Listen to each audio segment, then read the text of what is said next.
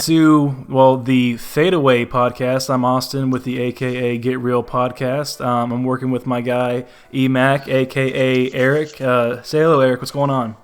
What's up, man? So we decided to collab and kind of make a podcast together that we're going to start off by putting in the Get Real YouTube channel, and then as you guys start to get accustomed to it, you know what it is, we'll make it its own thing, and then we'll kind of go from there. But this is something we wanted to do for a long time because we've always had these debates, and we just thought, you know what the hell, we might as well try to make a podcast out of it. So Eric, I'm glad we're doing this, and appreciate you kind of helping push us to make this happen.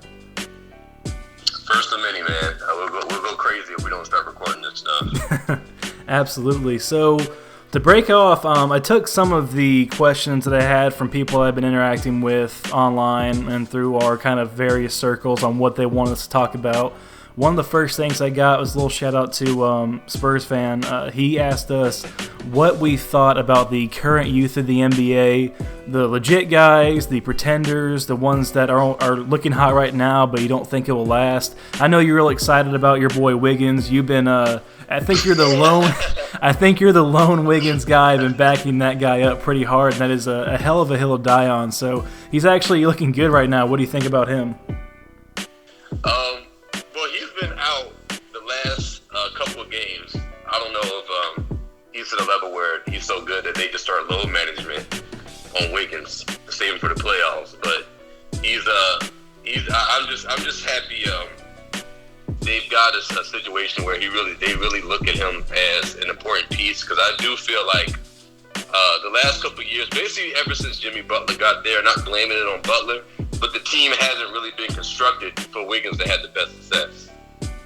No, I can see that. My question for him was that we all knew he had the talent, he had the physique, the athleticism, like all the tools. It just, and you've heard me say this 1,000 times, I never thought he had the heart, and that sounds so cliche, and it kind of is. But when I saw them play, like these guys, any athlete that plays professional sport, they're obsessed. I mean, we're fans and we're obsessed, but you hear constant stories like they get up at 4 a.m. and try and just work out for 10 hours straight. They live and eat and breathe this stuff. They'll go to summer league games together just to watch it, just to be close to it. And when I see Wiggins on the sideline or going to games on his regular time, like this guy looks bored. Like he just looks like he's going to a full-time job that we both really don't like, that has crap hours and gives us shitty pay, that we kind of drag our ass doing. Like that's the vibe I got from him. Do you think that's what's changed a little bit? I think from the get-go, unfortunately, Wiggins probably was never the guy. I mean, this guy was picked first overall, as everybody knows, but I don't think he was ever going to be a franchise-saving player, and that's kind of what he was expected to be. You put a player like Jaylen Brown or something in that role, first overall to the Timberwolves, they probably aren't the same player you see now with a good structure like in the Celtics and not actually do as much. I think after everything they did when they got another player, it was supposedly to build around them, but when you get a player at that person's position and you empower them and you get a coach as in Tibbs that doesn't really progress the youth as much, it kind of, I think a lot of things happened to where Levine left. I think they had something special, I feel like, in Timberwolves with the young core, and they kind of blew that up to try to win now, and it backfired. And I think Wiggins just took negatively to that, and the spacing they had last year with Taj Gibson on the court, and just the whole structure of the team, I think was just a little too weird for him. So I don't know if it's more, it's something for the heart thing, but it's also just basketball stuff, like not being able to fit on the court the right way, or not having the right coaching plan and stuff like that. I think it really was holding Wiggins back. Yeah, you can definitely tell his shot selection is a lot different, because now, what is it, like 60 or 70% of his shots are either at the rim or they're beyond the arc. So now he's kind of fallen into that modern style, almost like what the Bucks did with their offensive system. They're either going to go to the rack or they're going to attempt the three-pointer. He's kind of stopped pulling up those mid-range jumpers, which you really have to be like a Kobe, a DeMar DeRozan, a LaMarcus Aldridge. Like, you have to be uber efficient at it for it to work. And what they really done is when Teague is off the floor, they slot him at point guard, almost like Winslow, what Miami Heat did with Winslow. They make him the point guard when that guard's not playing, and he's like thrived in it. And Cat is really working well off it too, which is real interesting to see. Yeah, his playmaking is the thing that sticks out the most. When he, and you know, it's a given. Once you get him some spacing, and he's an athletic wing regardless of whatever he's been through. He's still an athletic guy. He gets to the rim. It's hard to stop him. You give him some spacing, you know, they don't have like knockdown shooters, but their whole offense is around the 3-point line and shooting a whole bunch of threes. So it's just a better system for Wiggins. I think that helps his confidence. It makes him feel like that coach has some belief in him, and it's just a better situation, which I think does make you want to work harder and become a better player. Yeah, I mean, I'm still very cautious about how real this is. I have to see more of it. So if this was a stock, I would just cautiously buy small shares and see what happens. Don't go all in yet. I want to see just kind of where this goes. But he's someone I can just tentatively buy, but just kind of I want to wait a little bit more and see how that works out through the rest of the season. I think we can all agree that Luka Doncic is probably the GOAT now. I mean, he's the youngest. Him and LeBron James are the youngest guys to get triple doubles at their position, like all time. And he's definitely the youngest to have all the triple doubles that combined with like 15 plus assists. Now, I knew that he was going to be a very top tier level player, maybe an MVP candidate before he was drafted. I guess I'm still surprised though, because he came to it so quickly. This is his second year. He's not even athletic, and he's just, you can't stop him. Like, you can't slow him down. You can't stop that step back three. His court vision is amazing, and it's almost misleading how well he shoots, because he actually shoots like 30% from three, but it feels like he's hitting more than that, and he's being guarded as such. But yeah, he might be one of the best young guys we've seen in probably since LeBron James came onto the scene. Well, even more than the triple doubles, it's that plus the eye test, man. Like the numbers just don't tell it. The rebound numbers are kind of more skewed to how they play and how they want him to kind of lead the break, but the passes that he's making, like, these are some tough reads, man. Like, he's catching the high pick and roll. It's similar to what Harden does. Not the ISO play at the top of the key dribbling for 20 seconds, but the high pick and rolls they do. And the way the defense either doubles him or just gives him certain options, he has to make these decisions, like, almost before the pick and roll even comes.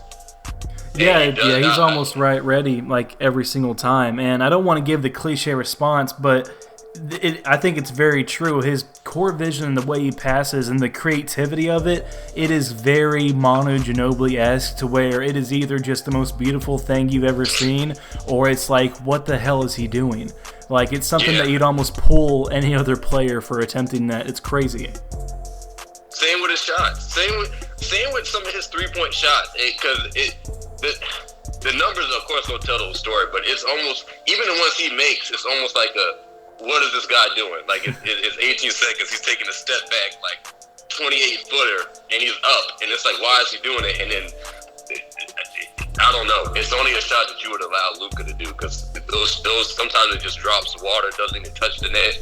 Other times, if it misses, it's just like, you know, you want to say that was a bad shot, but it's almost similar to what we might get to, like the Trae Young effect. It's like, what type of shot is that? But he can shoot it, I guess. So yeah, I mean, his size is such a mismatch for almost everyone he's going up against, because he can legitimately play positions 1 through 4.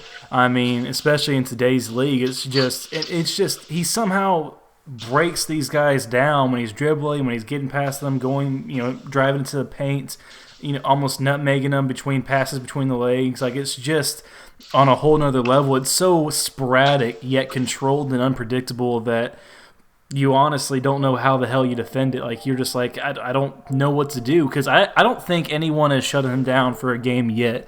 Not DeJounte Murray, not any of the top league defenders. Like, I haven't seen it happen yet, I don't think. Well, let me ask you this, because we've had this conversation, and I heard on the jump the other day, Emac said he thinks Luka Doncic is the best point guard in the NBA. That's what he said on the jump. My question is, do you think? I mean, it's working now, but do you think he stays at this role? Is it kind of like whatever? This is. I mean, they should probably if he's doing 28, 10, and 10. But do you think he stays at the role as just like primary point, or do they get somebody else in there? Or they just leave that whole thing to Luka? They'll get someone else in there. I mean, if you have a good quality, high starting point guard, I think you move Luka to either shooting guard or small forward, and he can still be a point forward without taking up the point guard spot. So I don't think point guard is going to be his permanent position for the rest of his career. I think once they find, because all they have is like Seth Curry and I think Tyrus Jones and Bronson, who was a late pick, and we'll see how he develops. But if they had like a ready now established starter vet point guard right now, I don't think Luka starts, but he can still be a point forward without being the point guard of the team. So I mean, it works right now, and it's great that you can find that out. But no, I'd be stunned if that was actually his position going forward. But it's a positionless league, so maybe it doesn't matter as much. Right. I kind of think what they got to set up is almost good. You got a Seth Curry type point guard, or Bronson's a pretty good combo slasher. Maybe if he learns to shoot, that's how I would keep it. It's interesting how Porzingis, he's slowly coming along. Of course, he's coming off a huge injury. People, I think they kind of overlooked that, but he's coming along a little bit slower. But it'll be interesting to see how that plays out. Are they going to let him play traditional center? Because I feel like he's playing the 4 right now. Yeah, he is. He's playing the 4. Powell's mainly playing center nowadays, and Kleberman, I think is how you say his name, he's playing like the backup center. So, yeah, he's playing a lot of 4. I didn't realize he was such a bad post-up player, though, Porzingis I'm talking about. Yeah. Like, he's like one of the statistically worst post-up guys, bigs in the league. And I thought, man, has this always been the case? And if you talk to New York Knicks fans, like, yeah, that's really always been the case. If he's not spot up shooting, which is weird because he's like 7'3", 7'4", so it's weird to see that.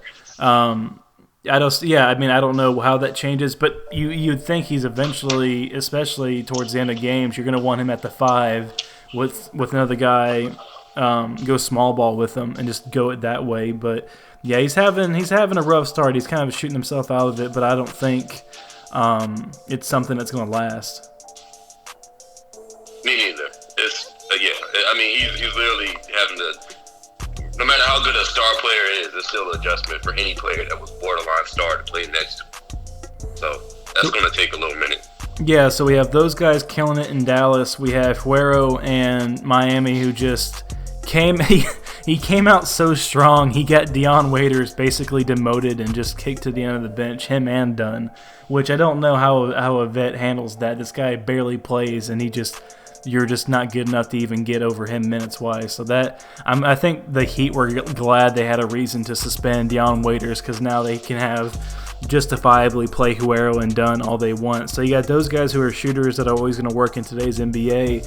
Is there any other guy who fits that bill of youth that has just been, someone that you think is just not the real deal but kind of playing above their level, or someone who's legit? Is there anybody else that catches your eye within that age demographic?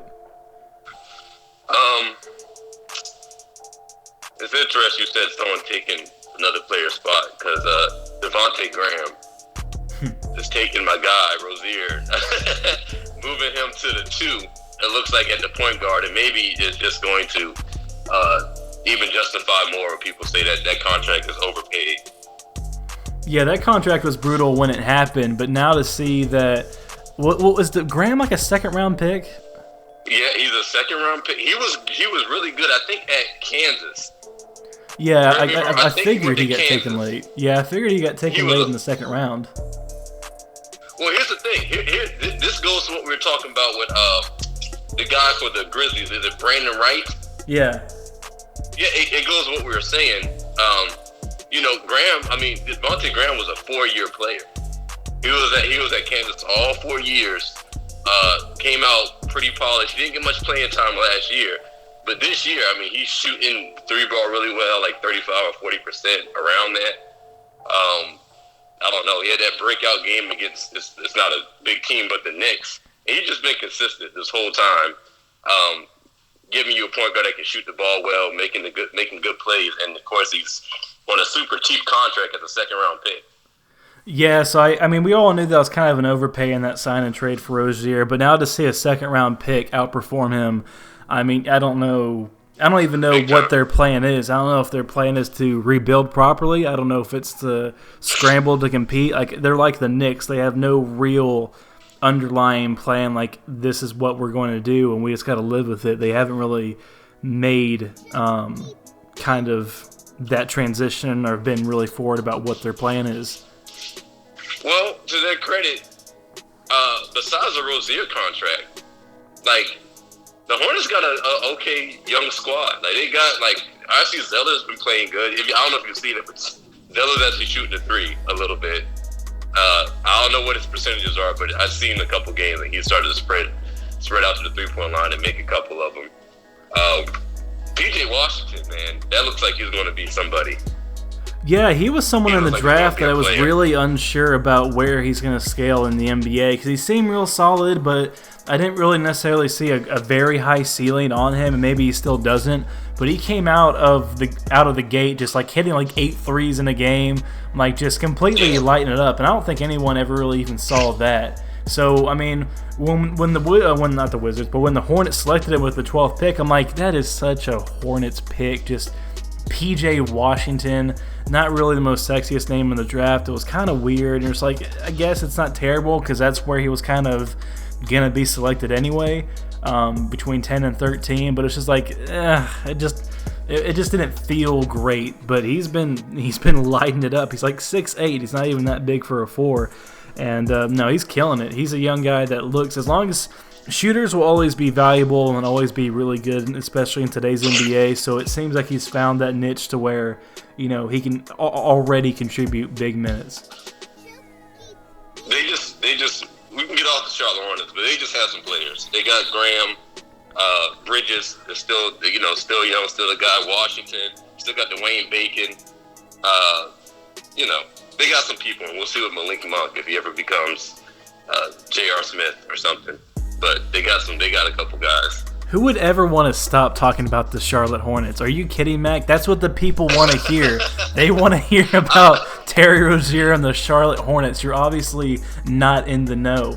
But speaking of teams that can't transition or find their role in life, we heard recent reports of Paul George saying that that was the team that he wanted to go to was the Spurs. When he won that trade from Indiana, obviously it didn't happen. He got traded for Oladipo and Sabonis, which, really actually worked out for him. And from other reports from Indiana that we're looking back to, they weren't really interested in picks. They didn't want a really full-fledged rebuild right away. But now people are taking shots at San Antonio saying, oh, you didn't trade for this guy. You could have kept Kawhi, just piling on. And my whole thing was, well, did we forget how strong it was that Paul George was going to go to the Lakers, which basically tanked his value. It was a done deal. Like, even Game of Zones made fun of it. Like putting him in a Lakers jersey towards the end and him riding off into the sunset. Like, that was as real as something that was going to happen. And if we all knew that he was going to sign a 3-year deal, and was it 3 or 4-year deal in Oklahoma City, that probably the Spurs would have traded for him if they knew he was going to do that. But that wasn't the case. The Lakers didn't even bother trading for him because they thought it was such a done deal. So it's just like, it seems like we forgot that. And part of me thinks that Paul George is just saying this shit because he's next to his new teammate Kawhi. Like, they're being nice and real friendly. Like, I don't even know how much I buy that because that wasn't even really much of a rumor. What are your takes on that? Well, off the top of my head, 2 things could point out to me. One, really, how long? I mean, maybe Paul George and Kawhi maybe have a real relationship that's been, and maybe they came in together to both Southern Cowboys. Maybe they've been closer than people have thought. Maybe that was something in the works they were talking about, even though Kawhi wasn't playing the 17th season at all. Maybe there was just some discussion about Paul George with him maybe pushing a trade there. But the second thing is, the biggest thing that you said in that whole discussion was the Pacers didn't want anything the Spurs had, basically. Like, they wanted players. They didn't want picks. So even if the trade was to happen, because this is before they got DeRozan, so all they had was LaMarcus Aldridge really as a player. Yeah. And if the Pacers didn't want that, I mean, there's nothing the Spurs could have did. They can't force the trade to happen just because Paul George would like to go there. And then just that wasn't even really a story at the time. It was just LA. Like, that wasn't... I really wish he would have said something then. If that was true, which makes me kind of believe it's not... I'm sure he wouldn't have minded it, but I don't think it's the story people are making it out to be, because he sure as hell didn't say anything. Like, that wasn't really a story at all. I mean, it was blurped about a little bit and kind of simmering, but just nothing real. And yeah, they just didn't have the assets. I mean, LaMarcus was off one of his worst seasons at that point. I mean, the team was good, but LaMarcus was frustrated. 17 points per game, 31 years old, wasn't looking like anything too special, was kind of tough for him. So his value wasn't too high. Danny Green's fine, but he wasn't looking like Danny Green from last year or 2013 Danny Green. He was kind of really cooling off, shooting some of his worst percentages from the three-point land. So it's like Murray wasn't getting any PT, so we didn't know who Murray was at the time. Like, he was behind Tony Parker and Mills. Like, he wasn't playing either. So it's just like the packages and the trades just like weren't there. And even if they were, like, you're asking them to really gamble on a guy who everyone thought was going to LA, which made the Thunder trade that crazy, because we're like, well, what if he just leaves and goes to LA? Well, then you screwed yourself, because now Oladipo's gone and now he's going to grow somewhere else. And Sabonis hasn't really played up at that point, but he was still a late lottery pick. Like, now you just gave that for nothing, and that was kind of a crazy trade for the Thunder. So it's just like, hindsight's 2020, and it's like no one really wants to remember that, and they just want to pile on San Antonio while they got the chance. Yeah, it's a good time to people who want to see the Spurs go down. For this type of story to come out, and for people just to keep, going on about them and how they could have did this and done better with that. So that's going to be just a trend, unless something changes for them this season. Yeah, the lack of context was something that kind of blew my mind. It's like, let's take a step back and kind of remember exactly what was going on, what was being said. And certainly after the playoffs with OKC, everyone thought he was done. They're like, well, they got bounced in the first round. That's it. And honestly, that would have happened for San Antonio as well, because Kawhi missed that entire season and played 9 games because of injury. Well, that's the part that makes me question all of that. But you already got your theories on the Kawhi injury. If there's anything of that being true, of course Kawhi and Paul George had to talk. Yeah. And it just makes me think about how deep their relationship really is. Like, maybe they're pretty tight, and they've been talking for a while behind the scenes about making it happen. And if that trade somehow Pacers, because they didn't give a damn about where Paul George wanted to go, they got the best deal possible, which was smart. But if they did trade him to the Spurs, does that change Kawhi playing? Does he now say, basically what he's doing to Clippers? Well, you know what? I can play twice a week. Yeah. And Paul George can take the rest of the load. I think I'll be all right. And if that changes anything with them. Well, someone commented this to me, and it really, I thought, was a good point. How do we know the Pacers wanted even to trade Paul George to the Spurs? We just stole Kawhi Leonard from right under them. Like, we just really gave them the worst deal of all time, trading George Hill for Kawhi Leonard and Bertans, who's a valuable shooter in today's league. Like, they just got screwed by that deal so bad. So could you imagine going to them like, hey, I know we took Kawhi Leonard from you, but now could you give us Paul George? Like, can you imagine how that conversation goes? Like, they just tell us to go screw ourselves and hang up the phone. Like, even if we had the offer, they're like, no. You just screwed us out of Kawhi. You ain't getting Paul George too. That's the biggest heist ever. Ever. Well, since you brought up, since we're kind of talking about the Pacers, I know this is a little bit out of context of the topic, but I wanted to bring up Brogdon in the young players conversation.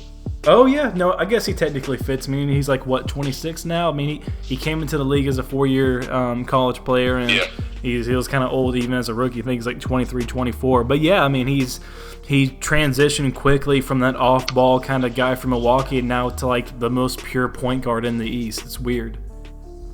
He's averaging basically 19 and 8 with 5 rebounds a game, shooting 46% from the field. And yet their record is still kind of meh. Like, they're barely above 500. Like, they're just scraping by, which is weird. I know Miles Turner went down, But Sabonis has actually been kind of playing above his means as well, compared to his career average. So it's like, for some reason, it still ain't really clicking. I know Oladipo's still out, but that's still a lot of firepower. You still got Jeremy Lamb, T.J. Warren, obviously, like you just said, Brogdon and Miles Turner and Sabonis, and you're in the Eastern Conference, and he's been playing really well. It makes you wonder where they'd be if they didn't trade for him in the first place. Yeah, it really does, man. They might be, they might have kept Bogdanovich. I don't know, but they might be one of the bottom of the East because, I don't know, this guy's almost been doing everything you can ask a point guard to do with that team. Do you think they should make an additional trade to remain competitive, or should they just bide their time till Oladipo comes back? I don't think you can do anything until you see it. It doesn't seem wise to do anything until you even see what Oladipo is.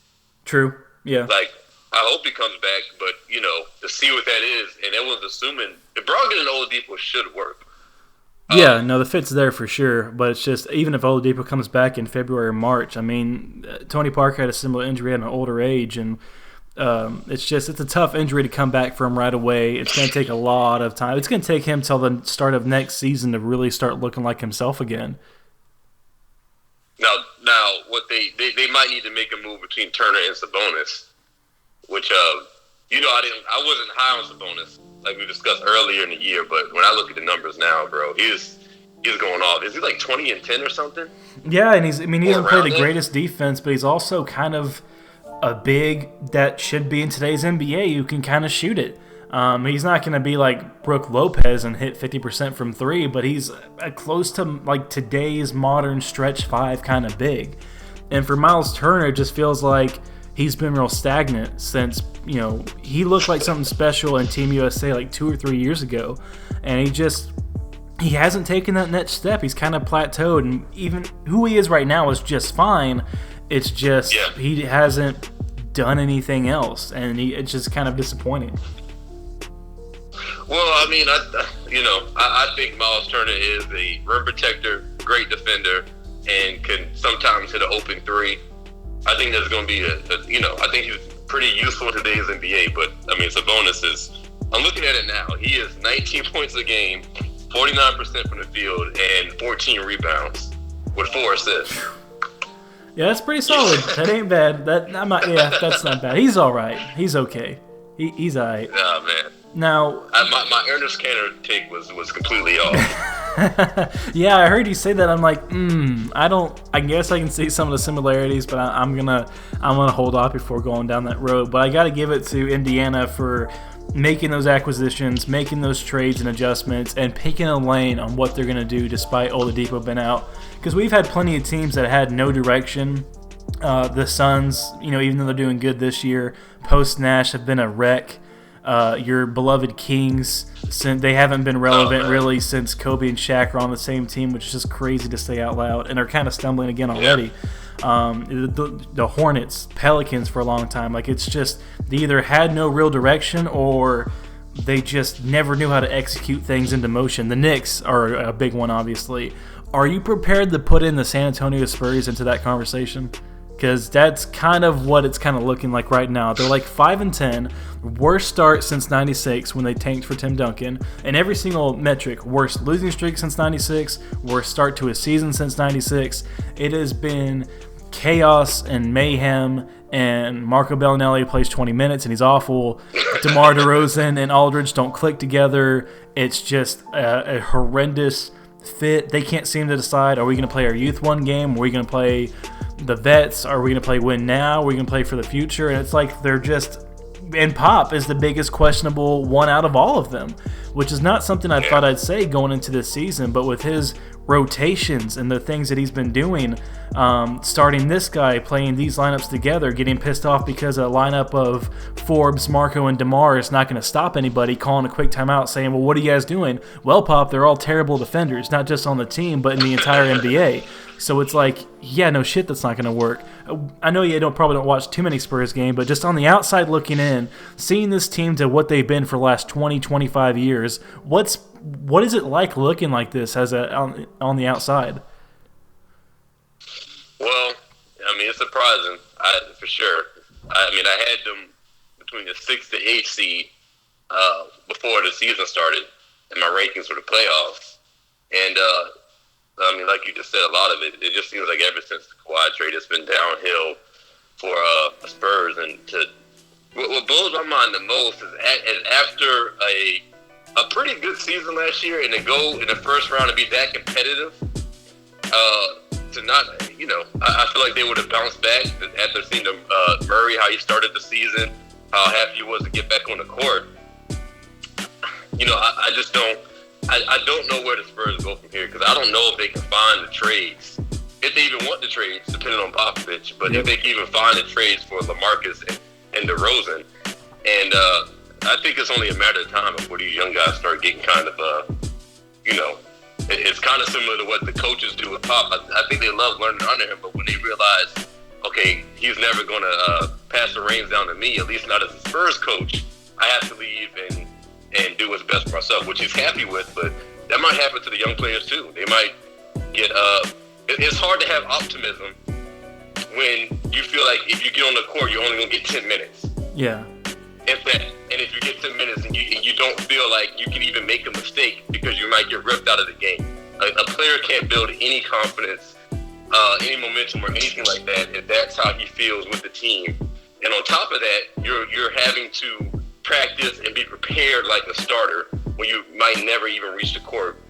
And it's got to just be tough. It's a tough culture. It might have worked years ago, but that's a tough culture for players, and they need to switch that if they want, players talk.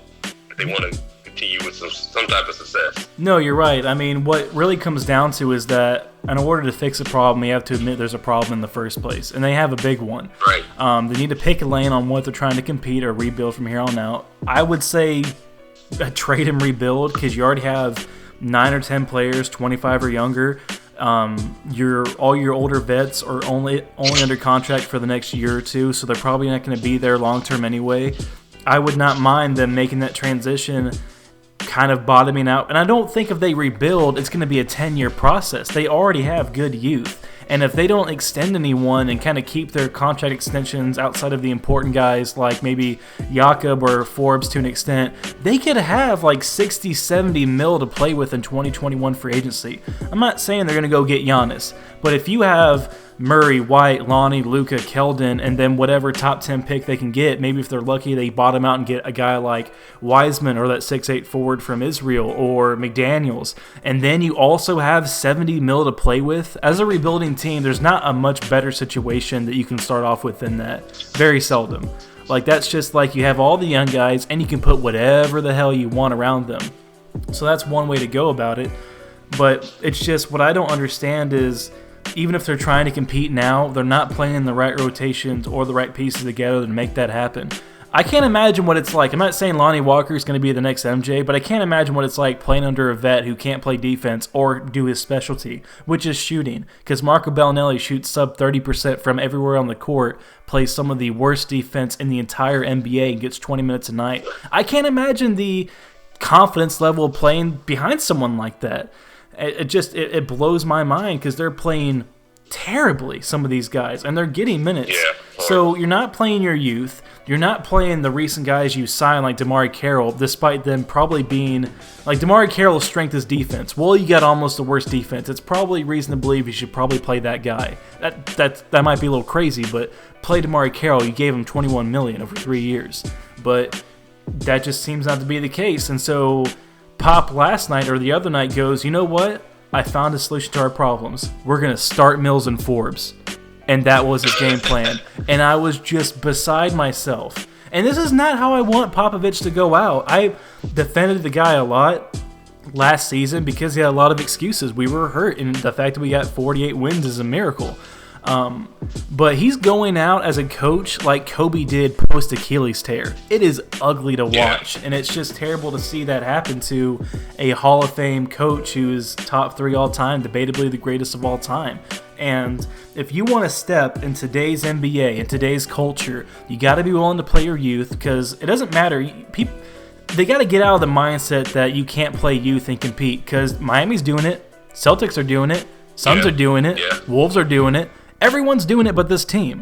Like, they're playing a youthful guy that they drafted who's kind of new to the team in some sort of way, shape, or form. You guys, especially with the Celtics, you're playing Robert Williams and the guys you drafted in the late 20s in the first round, like, because you have to. Well, I think if you play, first off, Murray and White played 7 minutes. That's it. This whole season. We're at, 35 minutes in the podcast? That's, 5 times more than those guys have played together? That's crazy. They're your best defenders. Like, I can't, I'm not a coach, so I can't, speak to how good Pop is or say I'm better than him, but common sense would indicate that any of the things I say, you at least got to try. And I think the results as of right now speak for themselves. Well, I don't know if there's some master plan here with Pop as, maybe I'm going to showcase Mills and showcase Bellinelli or something to try to get a trade for them. And I'm just trying to make sense of it. Maybe that's his logic of, I'm going to play these guys because I want to trade them, but I need to showcase what they can do on the floor. So that's what I'm going to do. Oh, I sure hope so. Or, that's maybe best case scenario. But, you miss a 2021 free agency, man. This is my thing. If they're not playing these young guys, or if anybody is disgruntled and not happy, mainly the younger players on the Spurs, these players all hang out. They all go to wherever they go to summer workouts. Basketball. They work out in the summer in Los Angeles. Like all these guys work out together all the time in beautiful cities. Like it happens regularly. It's kind of it's a thing. Like, yeah, you're right. They talk. Yeah. They talk. And that's just not going to be good for the Spurs. If the talk about the Spurs is, man, I love the organization, but I wouldn't go there till Pop leaves because you don't want to. Dude, I don't care who you are. I don't care if it even works. Telling a rookie that's been the man or somewhat of the man in college that if you go to the Spurs, you're going to have to go to the G League. It isn't great. It's just, I don't know. He's got to set a precedent because these players want to come play there. Yeah, and just like you said, it's part of what the NBA is today. Whether you like it or not, it's a player-oriented league. It's different than 15, 20 years ago. You have to kind of cater to these guys. You don't have to like it, but you have to accept it and adapt because guys like Parker, Manu, and Duncan, they're different. They're not these kids coming up in AAU basketball. They're not the same. You can't treat them the same or have the same level of expectation. Manu's rookie year, he was 25 and played the last 10 years in Argentina. That's a different kind of guy you're getting than your Lonnie Walkers and Murrays that played with these kids in AAU basketball, are used to getting what they want, are used to a certain level of treatment. Like, it's different. Like, in some European clubs, if you're kind of a young, up-and-coming prospect, they won't play you so you don't get recognition from the NBA. And that's been something that's been reported and happened. Like, it's a different, you have so much more to earn and learn there. Whereas in AAU, you kind of get more catered to what you want. So it's just, that's what's going on. That's how the NBA is. We really can't compare the big three to how we should treat these kids coming up. Otherwise, you're already behind the 8 ball. As a small market organization, you're only bearing yourself worse. And as a free agent team, you just signed Amari Carroll and you're not going to play him? Like, okay, how are you going to pitch that to other guys you want to sign? Like, players see that shit. Like, oh, you signed that guy, but you don't play him. And he could have gone anywhere. Like, Carroll could have been, I don't know, either LA team's playing right now as a wing. Like, everyone needs a 3-and-D wing. He can be playing anywhere. And we're not playing the guy, but we're going to play Marco Bellinelli 20 minutes a night, who's going to be awful from the field and basically gives us nothing. So it's just, I don't know what the game plan is here, and the rotations that have happened, it's just questionable. You're not going to play White and Murray together, but you're going to play a perimeter lineup of Forbes, Mills, and Bellinelli at small forward. What the hell? Like, what? I understand that's some decent shooting, but you're going to throw up so many points on the other end, and that's your weakness is defense. Like, I don't understand how any of these things happen, and it's tough to see this, go down with Pop. But at this rate, it almost feels like if this is just how it is, Pop just needs to call it quits. Travel the world, buy all the wine you could possibly want, do something. Go spend time with family, because this is not how a legend, one of the best guys in his profession of all time, for him to go out. And it's really ugly. It's a horrible sight to watch. Well, do you see any potential? I mean, Magic was what people were talking about, but since I don't know with Vucevic going down if that affects anything. I mean, he'll be back before the trade deadline probably anyway. But do you see any potential? Like, look, if you had, I guess, two teams and some trade scenarios, do you see any of them for DeMar or LaMarcus Aldridge that you think make sense, that are somewhat realistic of happening?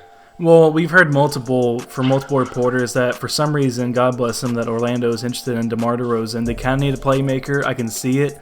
I could see a trade for Fournier and Bamba maybe, or if Gordon just doesn't like it there and they're not happy with him, maybe a straight-up swap for that.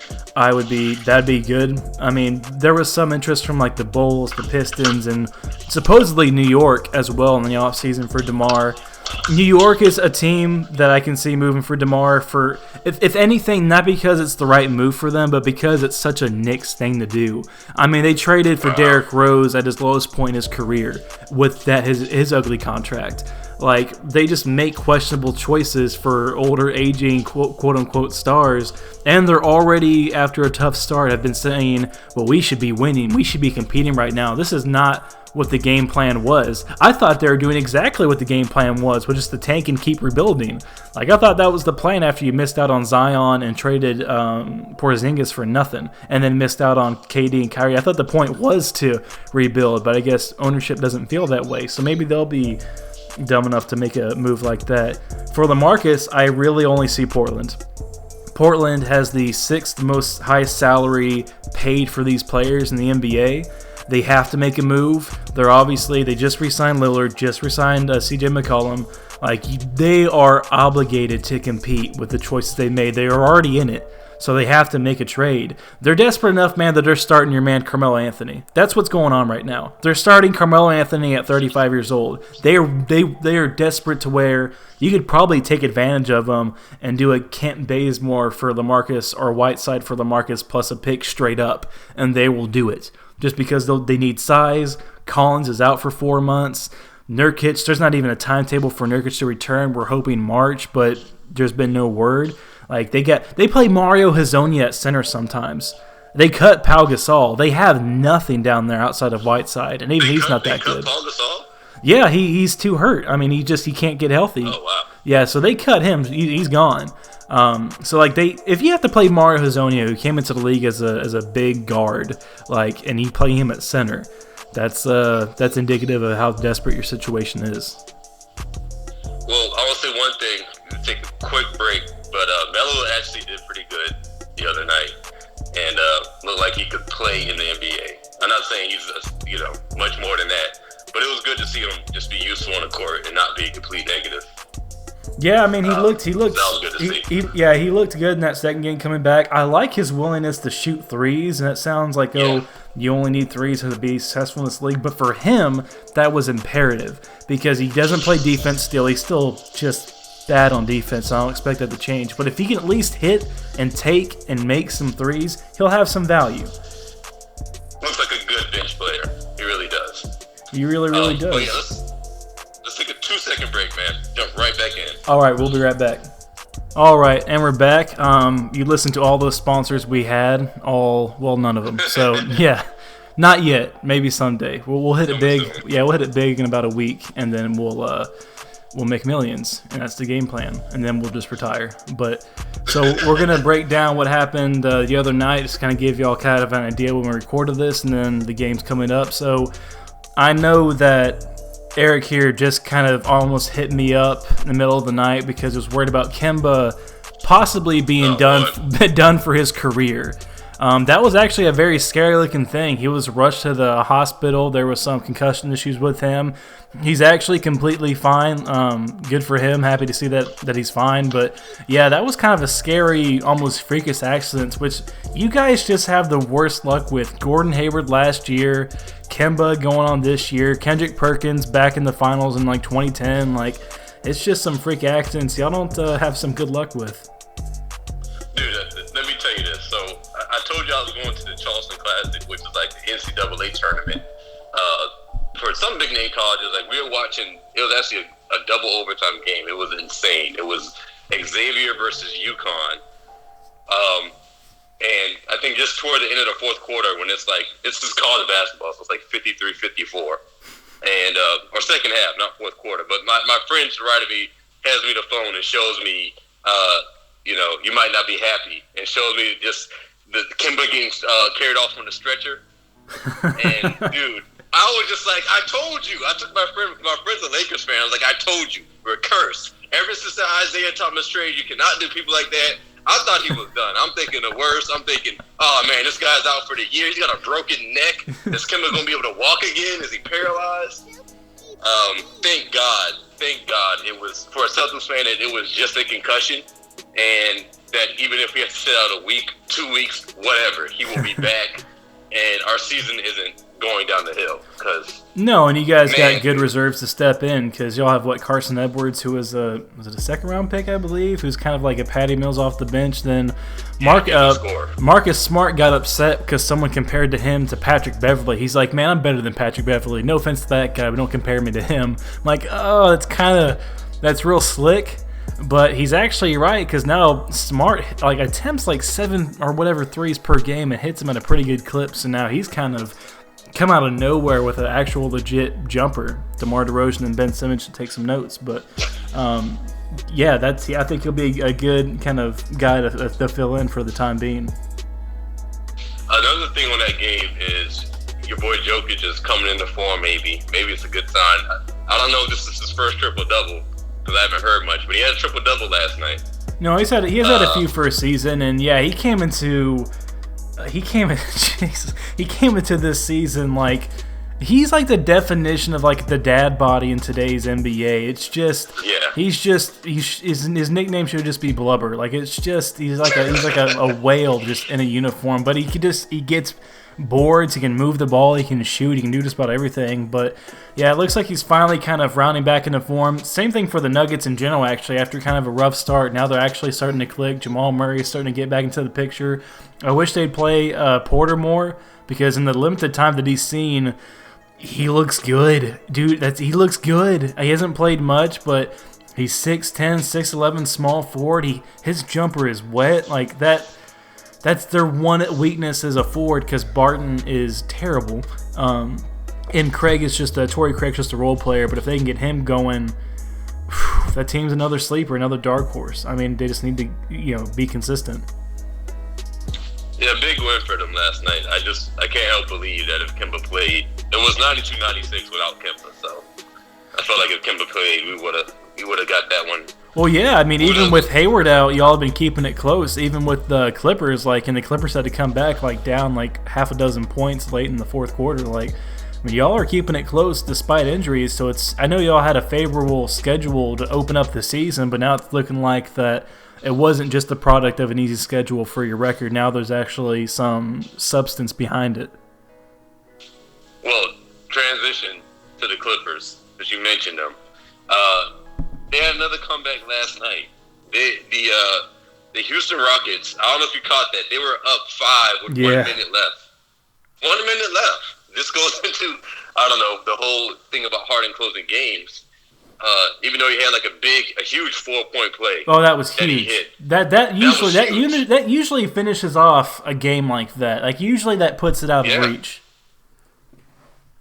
But momentum-wise and several things. I mean, that was over Pat Bev and Paul George. That was just. It reminds me of the shot that he hit last year in the regular season over Draymond and Steph. You remember that? Yeah, I do.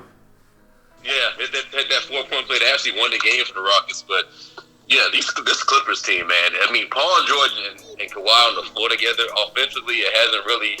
When Paul George started getting 30-point games in 20 minutes when he first came back, I honestly thought he was going to end up being the leading scorer for the team. But I guess they're still figuring things out, and it's almost like they're kind of taking a step back, both of them offensively, and just spreading the wealth with Lou Will, and maybe just focus on the defense more. But yeah, it'll take some time, but this is where Doc Rivers comes into play, because he had, even though the fit was better with Paul Pierce, Ray Allen, and KG, you still got to feed all those guys. You still got, and they had a natural playmaker in Rondo. I get that, but for a guy to deal with all those egos and all those superstars on one team, like he made it happen. He made it all click. And well, there's only a select few I think that can make that happen. Greg Popovich outside of this year, Doc Rivers, Rick Carlisle, guys like that, maybe Spoelstra to an extent. Those are the guys that I will trust to make situations like that work, and I think he can do it. Well, yeah, it's he's putting together, they're winning games. They're coming back, they're winning big games in the fourth quarter. Kawhi hit that last-second shot, which a lot of people had something to say against the last game because they didn't run a play. They just gave it to Kawhi, but I feel like in regular season, that's what you do. If you got a star player, instead of making it complicated, and it's a regular season game, say, hey, go win us the game. That's what you're here for. Go make the tough shot. Don't. Sometimes it's good just to give it to him than to try to draw out a play and do anything like that. Well, that's what we grew up with our Kobe Bryants and Tim Duncans and Tracy McGrady's and Kevin Garnett's, Dirk Nowitzki's back in the mid 2000s and late 2000s. That's what you do. I mean, and Kawhi, Paul George is great, but I think he might find his perfect role as like a very close, Robin to a Batman. And Kawhi is a top 3, top 4 player in the NBA right now. So it's just, you have to give it to him. You're kind of obligated to. You fought tooth and nail to get him to your organization because he had a whole lot of other suitors. You kind of got to cater to him and do it anyway. But they're also not afraid. Again, they'll play some of their younger guys like Shamet and some of their. I can never pronounce this forward's name they have. They just drafted. I can't. I'm not even going to try. But some of y'all know who I'm talking about. They'll play. No, it's not Magruder. He's a vet that can shoot. It was just some kid. Last name starts with a K. I can't think of it.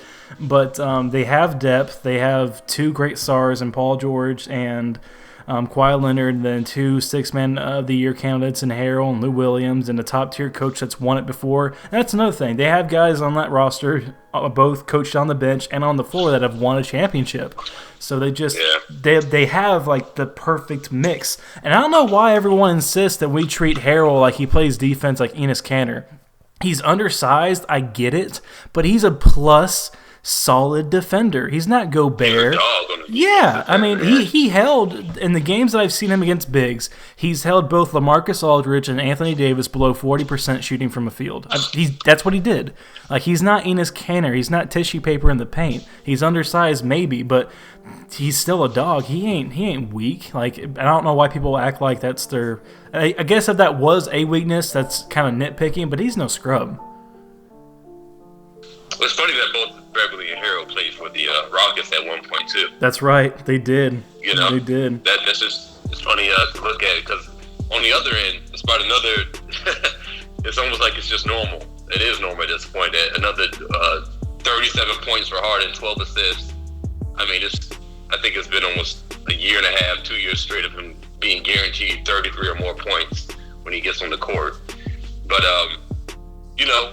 it's just a difference at the end of the game. They went to Westbrook for the last shot. Oh, and then what does he do? Typical Westbrook, chucks a 3 and tries to fix it like that, which is what he did in the playoffs last year, and the year prior. He's shooting 22% from 3 this year on about 6 attempts. He needs to stop doing that shit. And I don't think he's as bad as a shooter as like Tony Allen, Andre Roberson, 20% from 3. But cut your attempts in half and see if you can go hit 33%. Like, you gotta quit chucking these shots, man. Like, it's not working. It's never worked. You're over 30. It's not gonna magically start working. He needs to cut that shit out, and that's why I think this Houston team, they have a lot of talent enough to get by in the regular season. But come postseason, with these mistakes and this lack of depth, they're gonna get exposed. They just will. Well, I'll tell you what I saw, because I'm not sure if Harden passed it to Westbrook, honestly expecting a give and go. I mean, he got the ball, he passed to Westbrook on like kind of the side 3, not a corner 3. I think he might have expected Westbrook to pass it right back. And Westbrook was, no, tunnel vision, I'm saving the day type shit. But this game reminds me of a game last year that the Rockets were up against OKC. Towards the end of the year, I think you might remember, it's a game where Paul George hit the game-winning 3. Yeah, okay, yeah. That game was so big of a deal because it changed the Rockets seeding to where they had to face Golden State in the second round. Right. Instead of the conference finals. So, I just say that to say that, like, that says a lot about, these are just big ways. Are they going to figure out how to close games the right way? And that just, is that going to be an issue? Well, it's something like what I told you before. Someone has to take a step back. Someone has to sacrifice their numbers and sacrifice their stats, because we both know these guys can go get buckets, they can get rebounds, they can get assists. We know they can do that, but they have to be willing. One of them has to be willing to just be like, you know what? To hell with my stats. We all know how good I am. I will do whatever the hell it takes for the betterment of the team. And if no one's willing to do that, then their ceiling's going to be limited. Right. Well, we kind of already mentioned Luka, but we can just kind of breeze on it. He had another big game against the Cavaliers, 30 and 14 assists, 30 points, 14 assists, 7 rebounds in less than 30 minutes. Yeah, I mean, it's just the teams that he's supposed to beat, the ones that he has advantage on, like the bad teams. He's doing what a great player should do. He's actually putting on a show against them. Yeah, he's taking care of business, and he's, part of it comes down to the nature of today's game, the pace, the play style, how much it favors offense, how much it penalizes defense, and that plays a factor, obviously. But yeah, he's just no one. I don't know how you stop it. I mean, I don't know if you can actually send someone and be like, "Here, you go stop Luka." I'm sure he'll run into some weakness, and we'll see if the Mavericks can make it to the playoffs. We'll see how they do in a playoff setting when the calls aren't going to go your way all the time. I really want to see that. But, yeah, I mean, right now it's a fun ride, and despite not being a Mavericks fan and actually them being my team's rival, you can't hate on the kid. He's just such a pleasure to watch, and it's something that we haven't seen in a long time, and it's great to see where this NBA is headed with this level of youth and their talent now that we see Curry is over 30, Harden, Westbrook, LeBron, Kyrie, KD. Like, we're about to, not yet, but we're about to enter this transition to where all these stars are in their mid-30s and they're about to move on, and we're about to see our Giannis, our Kat, our Lucas, or maybe our Trae Youngs, Giannis, all those guys. Like, we're about to see them take over Embiid, Ben Simmons, like, and how the NBA looks from there. Zion Williamson, if he can stop, weighing as much as Boban Marjanovic, like what he does. Brandon Ingram has really started coming out of nowhere. That's one guy we kind of missed. Like, he's balling out. Like, he's just killing it. He's picked up right where he left off for the Lakers second half of the season. He's killing it. Well, you said that great. 42-point loss. Yeah. for the Cavs last night. Yeah. So the Lakers, they're 13-2 now. Beat OKC last night, 130-127. It was kind of weird at the end of the game.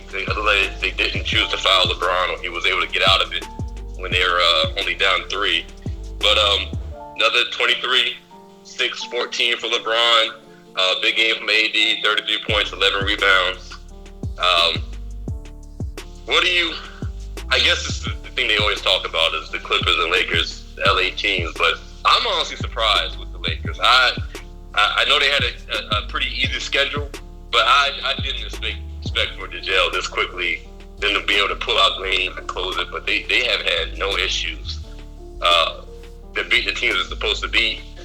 I think the only loss comes from the Clippers and I don't know the other team, but man, it's just I don't know. I'm just surprised to see it happen and have to see it gel that fast. Yeah, I had him kind of as my 4th seed, which I figured it'd take a longer time to click. And you're right, they definitely have had one of the more favorable schedules to start off this NBA. But yeah, I mean, it seems like LeBron has actually embraced kind of being the second man. From what I've heard from certain reporters, like LeBron really had to talk to AD and be like, "Nah, man, you're the first option. I'm LeBron James, but this is your team." And he actually backed that up, because we've heard LeBron kind of say that before and him not really follow up. Or when the games got tight, he said, "You know what? Screw it. I'm back to taking this shit over."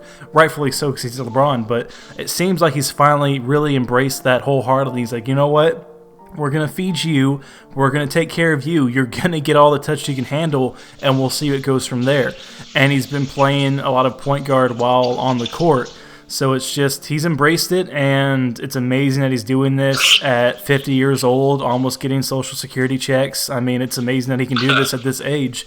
And that's what makes him a top 3 player in NBA history. I mean, him and Jordan and Kareem, in my opinion, are all those guys right there. And even though I'm not the biggest LeBron fan per se, it's something that we got to appreciate before it runs out. It's interesting how history repeats itself. How he's kind of taking the Dwayne Wade page out of Dwayne Wade's book when he came to Miami, basically saying, no, you have to be the man, you know? Like, you're the best player here for us to be successful. He's probably doing the same thing to AD, saying you got to take control, be aggressive. I'll try to make it as easy as possible for you, but this is your team. Very good point. Yeah, I didn't even think about that. That was a big thing that kind of made the turnaround from that 2011 blunder to what happened after the fact. So, yeah, that could very well be it. And he kind of wanted to do the same thing with Kyrie, but it didn't really happen that way. It was more your turn, my turn. We'll kind of see where it goes, and maybe eventually he's the man. Speaking of Kyrie, not to get too far off, but I've kind of had this thing to where that if Kyrie doesn't really make it work with Brooklyn, he's going to look kind of like a weird player because he wasn't really winning. Granted, he was a kid in Cleveland. Like, he wasn't really winning in Cleveland. He got LeBron. They won a championship. He looked fine. He left, did okay with Boston, got hurt. They went to the conference finals, came back. They were just probably the most disappointing team in the past, 10 years. I mean, with that level of talent on paper and where they were last year, they seemed like an easy pick to the finals, and obviously that's not what happened. So now he's with the Brooklyn Nets, and the year before they were like a 500 team, made the postseason with D'Angelo Russell, but now they're having a losing record, and their roster is more or less the same. I don't think Chris LeVert's going to miss 60 games like he did the season prior, but if he can't even get a 500 record and he's supposed to be a tier above D'Angelo Russell, doesn't that make him look kind of odd? I know they're not expected to win it all this season, but it seems kind of weird considering where his career's been going. It's not looking good for Kyrie. You know, it's not. I mean, granted, he hasn't been playing the last couple of games. I don't think he's playing. He's not going on their little road trip either. I don't know if this is a legit injury or if they figure, you know what, if we're not winning, you know, if you got a little something, just sit out because it's just maybe it's not working out well. But man, he's starting to look more like probably not as strong of a comparison, but like almost a point guard to Dwight Howard. Huh. Like, yeah, you know, like because it's not even more about. I mean, he can go out there and score 50 points or 35 points and 5 assists. Even win some games. It's more about what we hear in the locker room for Kyrie. That's almost overshadowed whatever he does on the court to just to the public eye. Like, they're almost more worried about that than they are what the record says.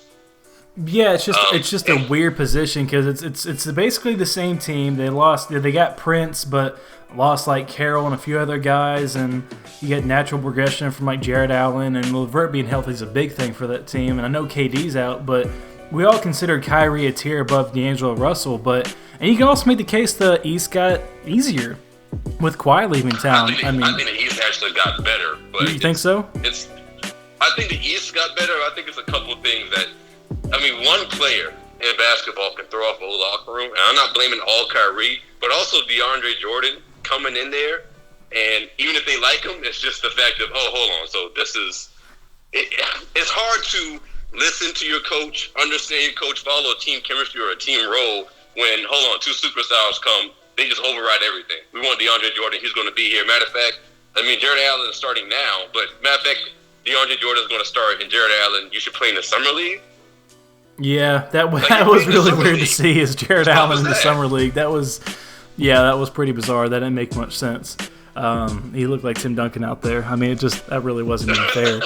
I mean, but yeah, I mean, it's just the roster is still essentially the same. So again, I don't expect them to be a contender in the East, but I do expect better than a 500 roster.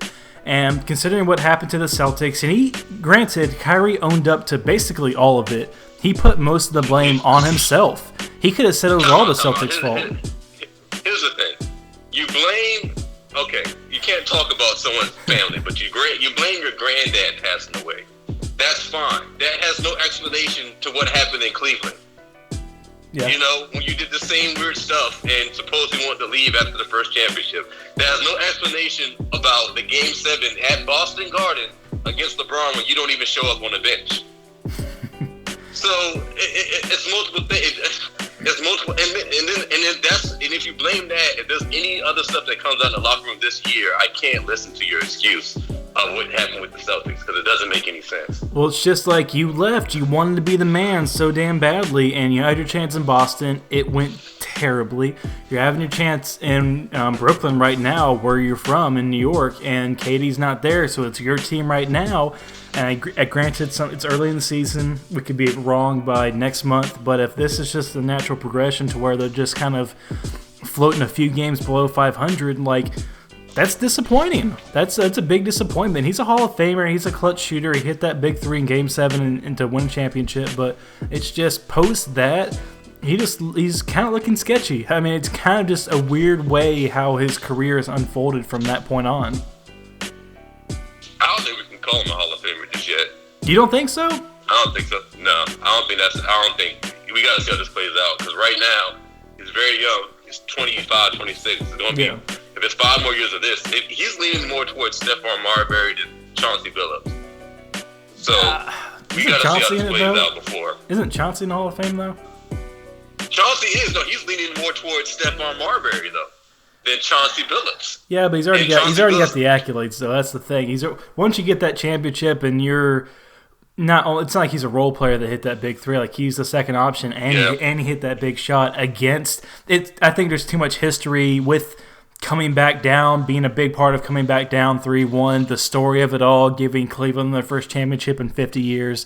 I think there's too much story and scenario behind that for him to be closer to Marbury. If this doesn't work, you know, yeah. I mean, they might look at it if Marbury had LeBron, but if this doesn't work, and God forbid, I doubt this will happen. If he goes to another team, you can throw. I don't know about that Hall of Fame. We'll see, but they let a lot of people in there anyway, even if they miss time from half their career from getting hurt. So it's not that hard to get into it. It feels like nowadays, but we're gonna try to make this a regular thing. The audio, I'll try to clean up as best I can. We have Emac/Eric calling in, so we're going to try to, work what we can, put some video footage in this, and give this to you guys, the viewers, just on a consistent basis. It's in its early stages, so kind of bear with us. And like I said, it's going to start on the Get Real Podcast channel, but as people know that we exist, we'll eventually make it its own thing. But we kind of closed in a little about everything. If y'all want us to kind of talk about certain topics going forward, leave a comment in the comment section. Let us know what you want us to talk about.